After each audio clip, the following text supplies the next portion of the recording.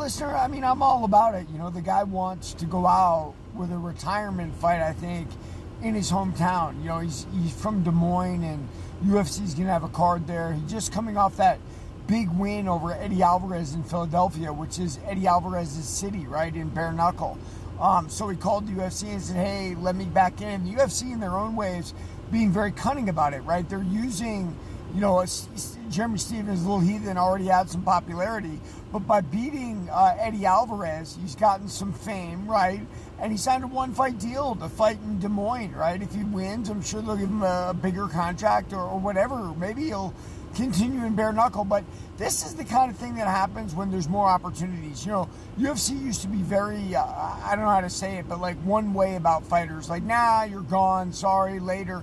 But now that fighters have other opportunities, they're bringing them back for fights like that. And I think that's absolutely great. And I love the fact that Jeremy Stephens is betting on himself, right?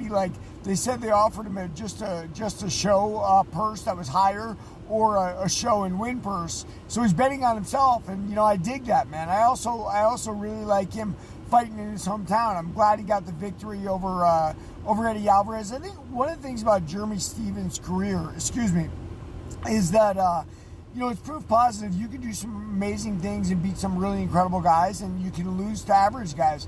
And that's the reality behind fighting, right? If you fight enough, that's going to be viewed very clearly if you're the caliber of Jeremy Stephens.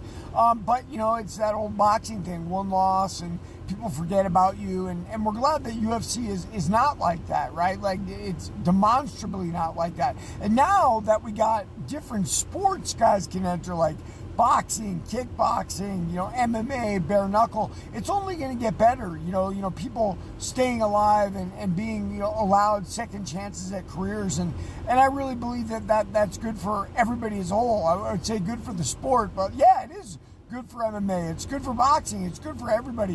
One of the things I remember when MMA got really popular, boxing guys absolutely hated it and made fun of it all the time and pointed out some things that were, you know, clearly true, but at the same time not exactly fair. Like, oh, Brock Lesnar won the heavyweight title. Nobody could do that in boxing.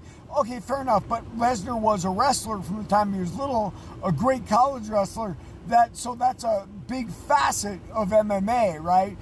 Notwithstanding the fact that I get it, you know, you couldn't just pick up boxing and win the world title right after that. But that having been said, the UFC's floated all ships. The only reason there is a bare knuckle boxing is because there was UFC. So Jeremy Stephens going and getting his mojo back in bare knuckle, and now coming back to the UFC, I love it, brother. I think it's great. Fighting in your hometown, I wish him nothing but the best. Yeah, and you know, look, I was from San Diego for a long time, and I know Jeremy Stephens was an Alliance guy, so my support is behind him. Everybody, read my book, Warrior of the Light.